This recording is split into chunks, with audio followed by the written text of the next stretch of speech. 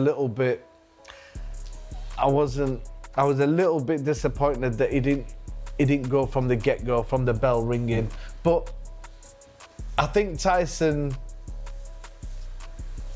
honestly, I don't, you know, this is gonna sound mad to you, but when I always thought about, when I'm gonna be asked this question, would it be unbelievable if I was to say that could be a draw? Listen, it's definitely leveled up a lot more than maybe it once was. What if the biggest fight in British boxing ends in the one result nobody expects? A shocking draw. Prince Naseem has made a stunning prediction for Anthony Joshua versus Tyson Fury, revealing why Fury's awkward style may no longer be the problem it once was. Years and years ago, I mean, Tyson, for me, had this awkward style and this great boxing style where he could make AJ look silly. Yep. That's the truth. Yep. Things have changed now. Yep, I agree. Things have changed now. Tyson seemed to drop back a little bit, but you never know. You never know. You never know with Tyson Fury. I mean, maybe one night he can just turn up and just fight amazing and bring back them old days of what he did to Wilder. I thought he looked better last time in his last fight. I thought he looked better in his last fight than he had in previous. Oh, Fury? Yeah.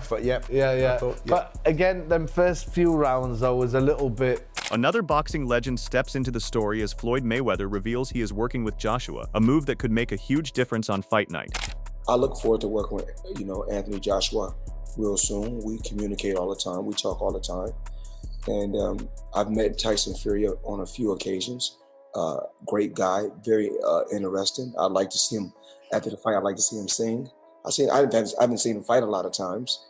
I've seen him fight probably only twice. Only seen Tyson Fury fight twice against Deontay Wilder. But it's a very intriguing matchup. You can never say what's going to happen in the sport of boxing.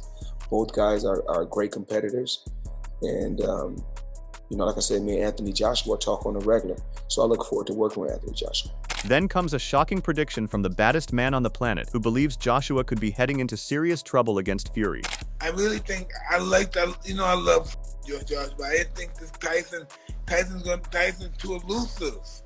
He's not gonna hit him. Listen, we keeping it honest, right? I like Joshua. I like Joshua a lot, right? He don't punch.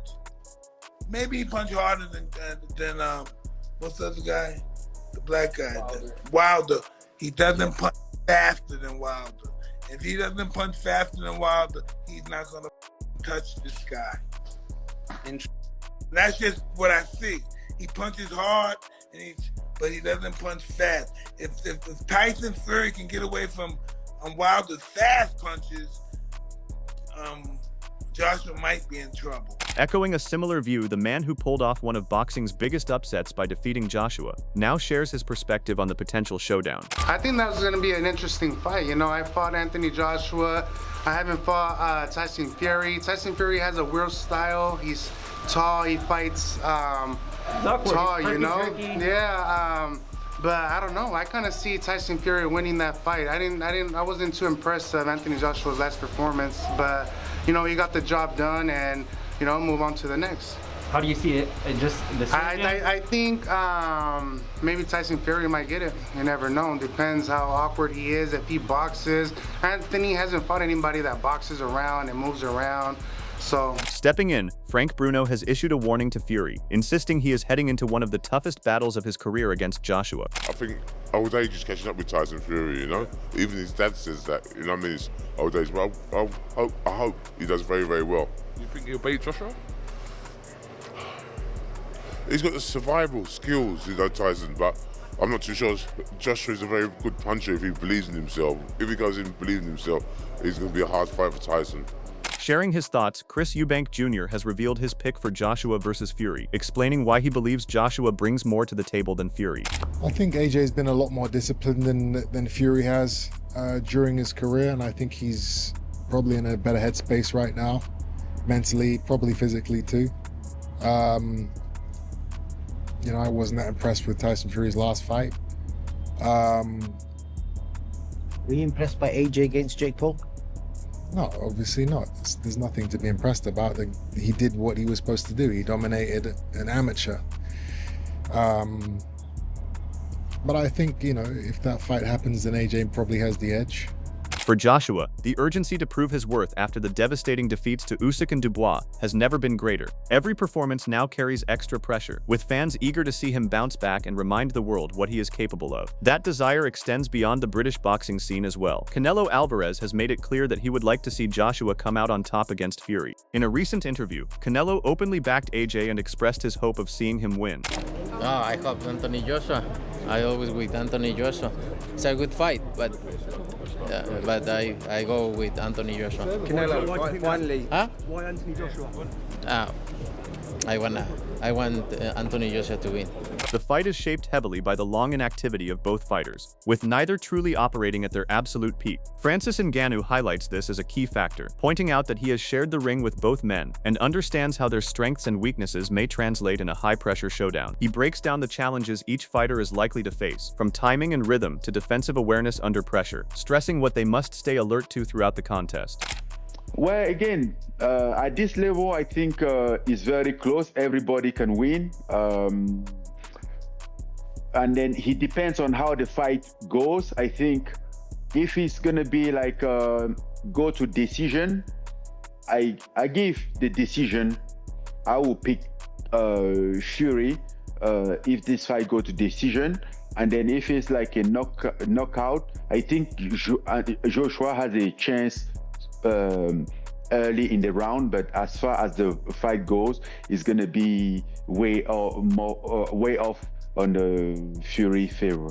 But before both step into that massive clash, they still have important tune-ups ahead. Joshua is set to face Pringa, while Fury's next opponent is still waiting for official confirmation. The key point, as many experts highlight, is that neither can afford to trade freely in a fight of that magnitude without first proving sharpness in earlier bouts. Fabio Wardley stresses exactly that, pointing out that Fury's last performance against Arslanbek Makhmudov did not look like a fully prepared version of him ready for Joshua. On the other side, Joshua's bout with Jake Paul is also seen by many as an unusual test, not a perfect benchmark to judge his true level heading into the big showdown. Well, I think that's a hard one. I think the warm-up will give us the answer, to be honest. Because like you saw with Tyson Fury's warm-up, comeback fight, whatever you want to call it, it wasn't quickest to it in them first few rounds. It did take him kind of 3 or 4 to find his feet again, find his rhythm, find his range, bits like that. So once he did settle into the fight, it became relatively comfortable. But for those first few rounds, I think everyone was a bit edgy and a bit like, oh, actually, he could get caught, or he doesn't look the same. So I think this warm-up fight, as we're calling it for AJ, will kind of answer that question. We'll see how he looks in that, because I don't think, one, obviously the loss to Daniel and then the fight with Jake Paul are really anywhere to give you a measuring stick of the AJ we've seen. So, on the other hand, Carl Frosch believes the fight with Pringa will not really help Joshua understand what it takes to deal with Fury. In his view, Joshua will likely get through Pringa comfortably, but it will do little to prepare him for the real challenges ahead. Frosch feels that the fight may only drain energy without offering meaningful lessons, especially at this stage of Joshua's career. He has been consistent in saying that Joshua has already passed the point where such matchups shape his development. However, he does acknowledge that even a warm-up fight like this can still reveal small details about Joshua's current form and mindset, going into a much bigger showdown. Potentially not, it shouldn't be. AJ should be able to go in there and probably walk through. So him. then is it a warm-up?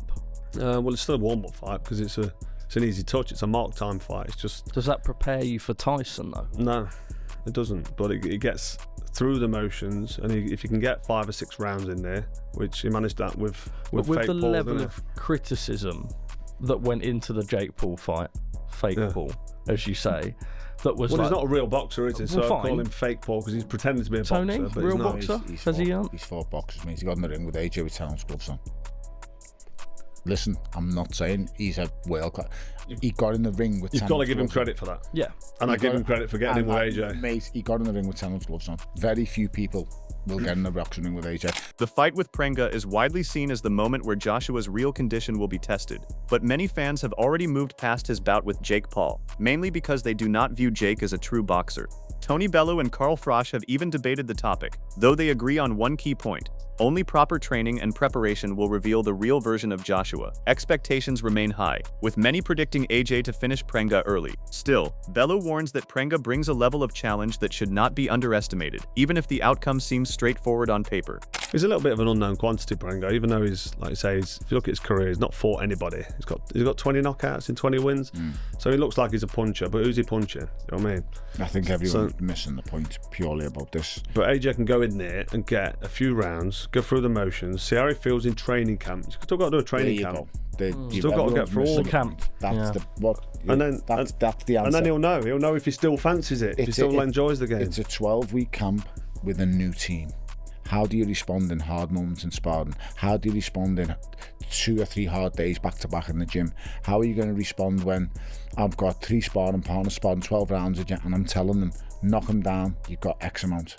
Eddie Hearn's tone clearly shows a deep respect for Joshua, making it evident that this time even the training camp is nothing ordinary. It feels like a firm response to Carl Frosch's doubts about Joshua's ability to reclaim his lost legacy.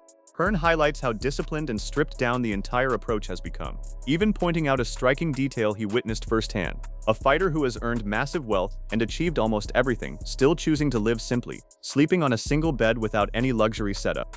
According to Hearn, this level of focus and humility sends a powerful message, showing that Joshua's mindset has completely shifted, and he is fully locked in for what comes next.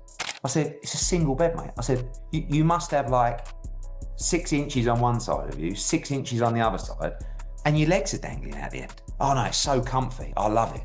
I'm like, but that's just him. Does that make sense? Like, I know what he's thinking. And he's thinking, I'm here to work, mate. Don't put me in a king-size tempur mattress. Stick me in a single bed, I'm here to work. And it's an unbelievable mentality for someone with so much wealth and who has achieved so much. And this is why I always talk about how great this individual is, the mindset of the individual.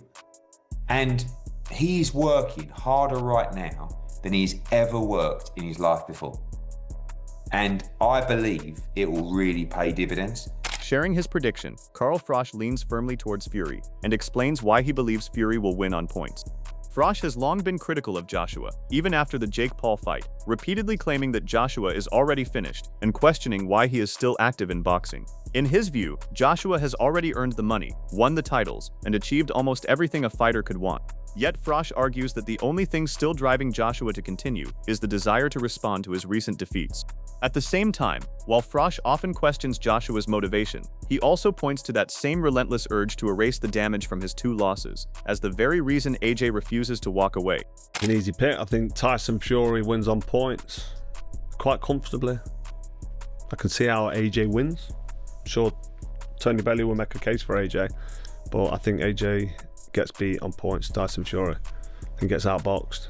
I think Fury keeps him out of the way, manoeuvres him. He's past his best Fury, he's slowed down, but so is AJ. He's not throwing as many feints per round now. His hands, he's not throwing combination punches like he used to. Single shots, he gets hit a lot, which gives AJ a chance to chin him. But I don't think that he'll be in the right headspace. I don't really think he wants to box anymore. I don't know why he's doing it. You know what I mean? He's made the money, he's had the titles, and he's had a couple of bad losses. In his prediction, Carl Frosch not only suggests that Joshua's best days are behind him, but also insists that Fury would outbox him and secure a points victory. However, Tony Bellew does not fully agree with Frosch's specific take on the outcome. He believes no prediction should be made until Joshua first gets through Prenga, and only then can his true level be properly judged. Bellew stresses that performance matters more than assumptions at this stage. He also highlights the personal tragedies Joshua has recently faced, expressing hope that they do not affect him inside the ring, warning that if they do, it could become a serious obstacle in such a high-stakes fight. The only thing I can fully really commit to and put my hand on my heart and say I really genuinely think this is going to happen is it ain't going the distance. The fight ain't going the distance. I don't think anyone wins on points. I think, and I make that. The reason I can't put my hand on my heart and go I think it's Josh is because I need to see what he is when he gets in the ring this next fight. I need to know that he's gone through a 12-week camp. He needs to know. I don't want to curse it, but I've witnessed and I've studied boxing my whole life. It's the only thing I truly know and understand, and I just really hope we don't get a moment like Oliver McCall against Lennox Lewis and a fighter can implode because you've gone through that much in your personal life. It happened with Alan McCall. We've seen it in the rematch with Lennox Lewis. He breaks. On the way to the ring, he's broken. In the mix of opinions, Aid Oladipo stands firmly in Joshua's corner and believes the outcome will be a complete statement performance from AJ. He argues that too much doubt is being placed on Joshua, and that people are underestimating how dangerous he still is when fully focused.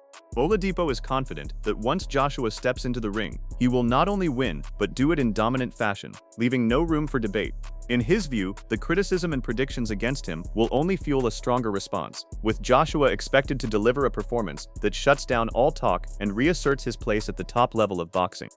But my knowledge on boxing, of course, is nothing like yours, Ade. So, and you're up close with the fighters. You've seen them both. Who do you think would win that fight? Who goes into that fight for easily now? Like, just destroys him. Wow. I think. A couple of years ago, you wouldn't have said that, would you? No, absolutely not. A couple of years ago, I wouldn't even have put Chisora in there with Wilder. Like, remember 3-4 years ago, you'd have kind of laughed at that fight. Breaking it down further, Oladipo also highlights that if either Fury or Joshua slips in their respective warm-up fights, the long-awaited showdown between them could disappear completely. In his view, boxing politics can still hype up posters and promote big narratives, but fans are not easily fooled anymore. They understand when a fight loses its meaning before it even happens. This brings everything back to a simple reality that both men must win first before any super fight can be made. For Joshua, the immediate hurdle is Prenga, while Fury is also expected to handle his next assignment as a tune-up before any potential clash can move forward. If he was to lose this fight, does that AJ fight go out the window? Done? Probably, yeah. I mean, there'll be some that will probably push back on that and say it's still a big fight. And it is, but I mean, we're hanging on to it by a thread. And if he loses, I mean, it's gone from me thinking it sells out Wembley in a second to, okay, we might struggle to push this. And you got to push a narrative to the casual fans about these two are still the greatest. And well, casual fans are not stupid. They'll look at Fury and say he's lost then 3 out of his last 5, and AJ hasn't won one since, I can't remember, Ngannou? Because he's struggling to sell tickets for this, Fury, from what I'm reading. Yeah, you almost expect a big poster that says sold out.